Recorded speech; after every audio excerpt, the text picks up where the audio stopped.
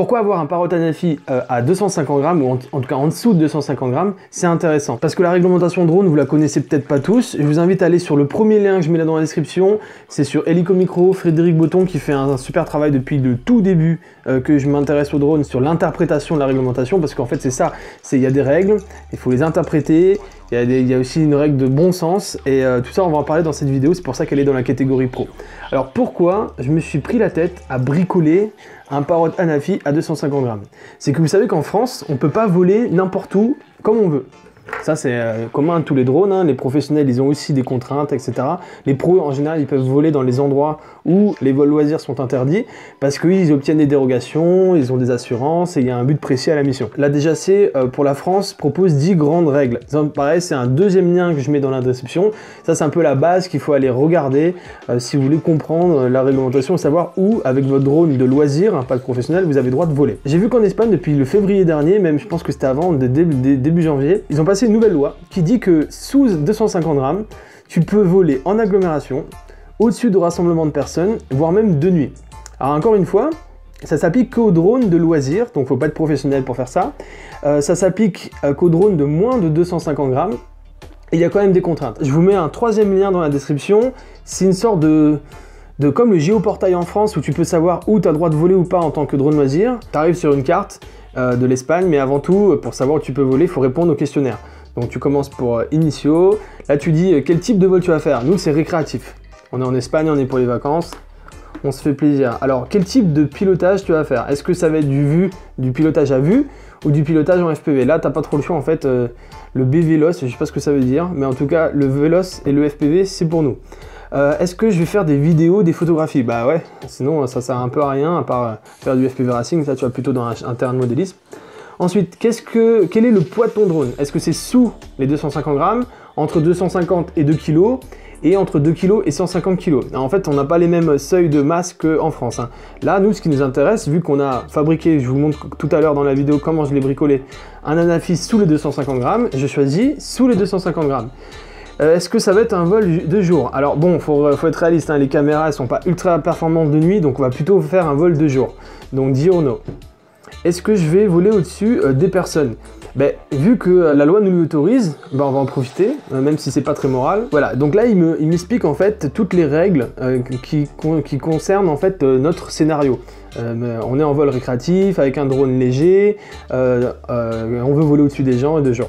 Donc là je vous invite à lire un peu tout, mais ce qui nous intéresse nous, c'est d'aller sur le petit lien au-dessus du logo avec 2 personnes et une maison. Ça s'appelle Dibujar la zone en el mapa. En gros, c'est dessiner un plan de vol sur la carte. Nous, on va pas dessiner un plan de vol, mais on va se balader. Et voilà, en fait, on arrive sur la carte d'Espagne. On peut voir qu'il y a des zones jaunes, des zones rouges. Et en fait, les zones rouges, c'est des emprises aériennes. Et donc, en fait, toutes les grandes villes ou même les moyennes villes d'Espagne, elles sont dans des emprises aériennes. Souvent, c'est l'héliport de l'hôpital. Donc, forcément, il y a des hélicoptères de la sécurité civile qui peuvent débarquer à n'importe quel moment. Et donc, ils refusent, et ce qui est logique, sur un rayon assez important de plusieurs, je crois que c'est 5 ou 8 km autour de cet héliport, que tu puisses voler avec ton petit drone de 250 grammes dans cette zone-là. Alors, c'est assez logique. Et donc, de fait, ça, en fait, empêche tous les vols sur toutes les grosses agglomérations et les moyennes agglomérations d'Espagne.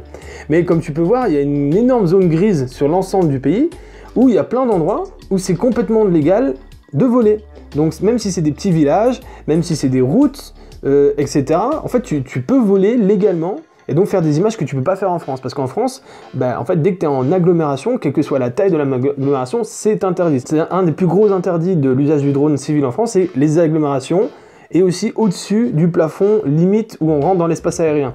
Et donc la plupart du temps c'est 150 mètres, c'est souvent moins. Après des villes, il y a des aérodromes, etc.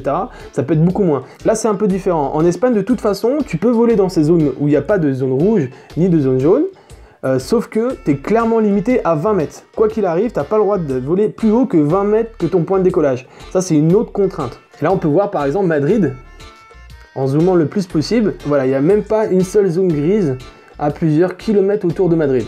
Donc Madrid, c'est mort.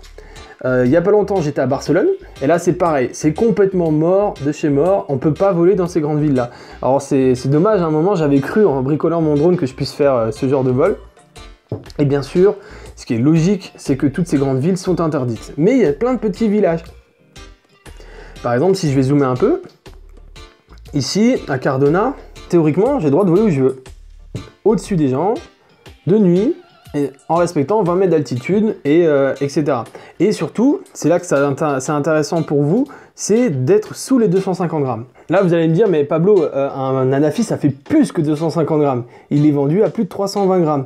Ben ça, c'est vrai. C'est-à-dire que d'origine, le Parrot Anafi, avec sa batterie d'origine, il fait 320 grammes en moyenne. Donc c'est 70 grammes plus lourd que ce qu'il faudrait pour pouvoir voler un peu partout en Espagne. Alors comment j'ai fait? Ben, c'est simple, il y a une batterie qui permet de voler 25 minutes. Donc ça c'est chouette, hein. Pour la taille de la machine, c'est un des meilleurs rapports poids au décollage et temps de vol, hein. C'est un des meilleurs rapports du marché.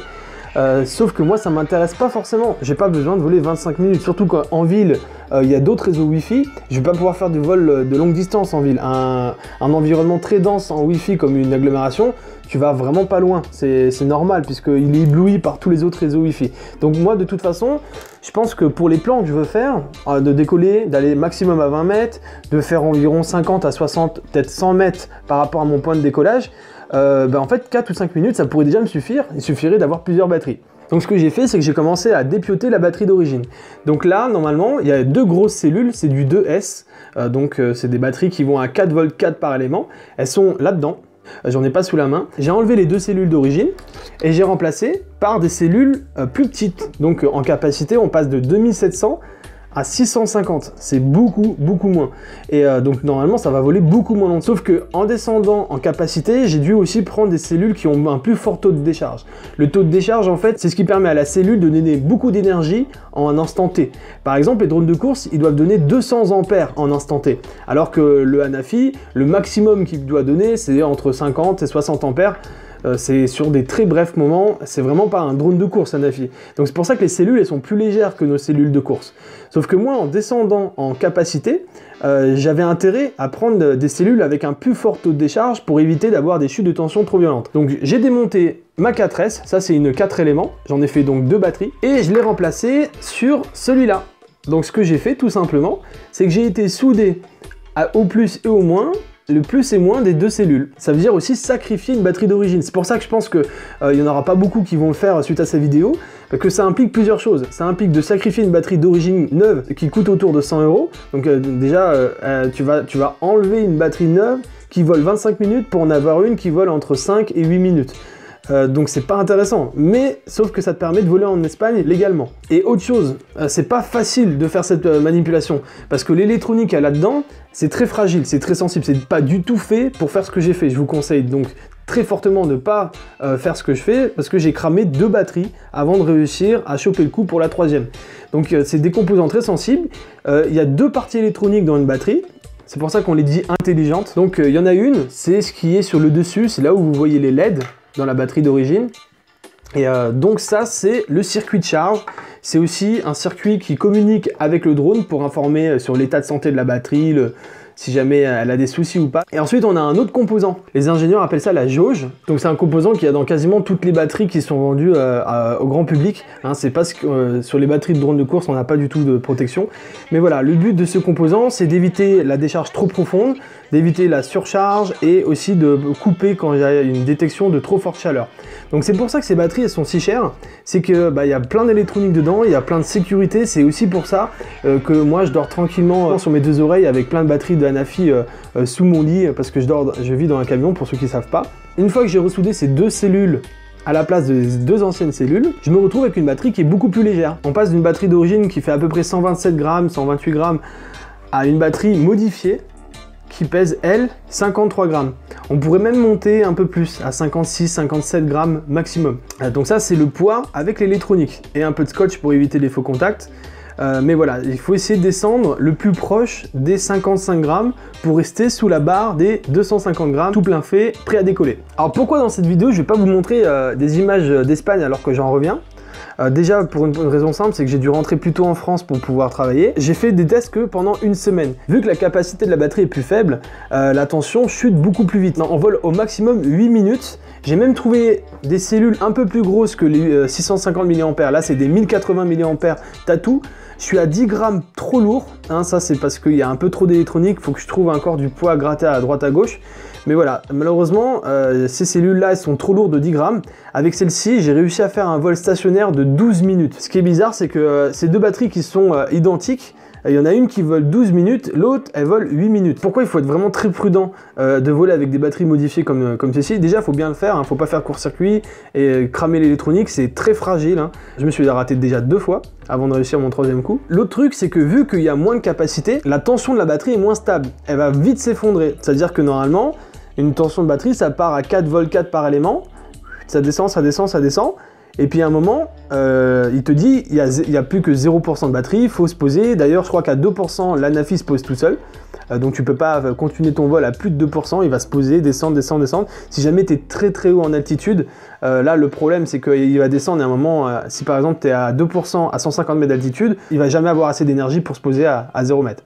Et donc, qu'est-ce qui va se passer? C'est que la batterie va se protéger d'elle-même. Le petit circuit électronique dedans qui va couper l'alimentation du drone, pour pas descendre trop bas en tension, faire gonfler la batterie, voire la faire prendre feu.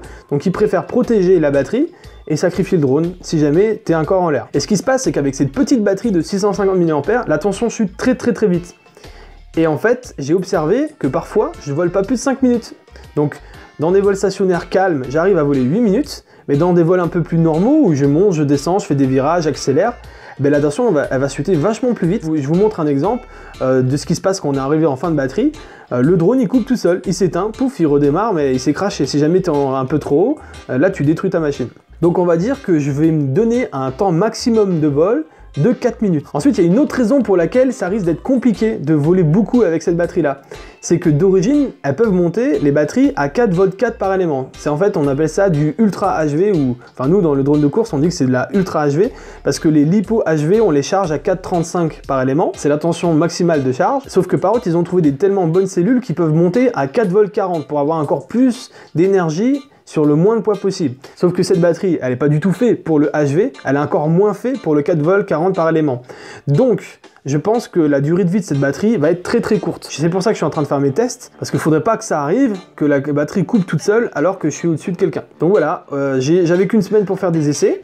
Le concept fonctionne, j'arrive à voler avec un Anafi à 250 grammes. Maintenant, il faut le fiabiliser, il faut multiplier les essais. Quand j'aurai un barque de batterie où je serai certain de tout le temps faire 4 minutes, quelles que soient les conditions de vol, je me lancerai sur des road trips en Espagne, dans des coins où c'est autorisé de voler, avec cette petite machine. Parce que du coup, à 250 grammes, on est sur le meilleur rapport poids-qualité d'image.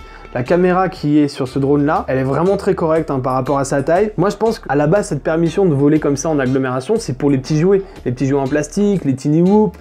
Ils n'ont pas imaginé que rapidement, juste après la sortie de la loi, on puisse avoir des machines aussi grosses que celle-ci qui filment aussi bien, qui puissent être sous les 250 grammes. C'est au prix de grosses modifications et du coup d'être très prudent sur le temps de vol. J'ai ce concept de Parrot Anafi très léger qui va me permettre de faire des images inédites en Espagne. Je pense qu'il va me falloir encore 2 bons mois pour bien maîtriser tout ça. D'ailleurs, si vous avez des connaissances et des amis, voire même vous-même, qui vivez en Espagne, contactez-moi, on va s'organiser des sessions de 3 jours par exemple. En échange que vous m'emmenez visiter le coin que vous connaissez bien en Espagne, moi je pourrais vous prêter un de mes drones et vous former au pilotage de prise de vue, au pilotage de racer si ça vous intéresse. On n'est jamais mieux guidé que par des personnes locales et en plus c'est un truc qu'on peut partager avec des personnes, donc c'est toujours mieux de voler à plusieurs. Bon, voilà, j'espère que cette vidéo ne nous a pas motivé à détruire vos batteries d'Anafi. Je pense qu'il y en a beaucoup qui vont penser que c'est ultra stupide de faire ça, sauf que c'est possible, donc on va essayer.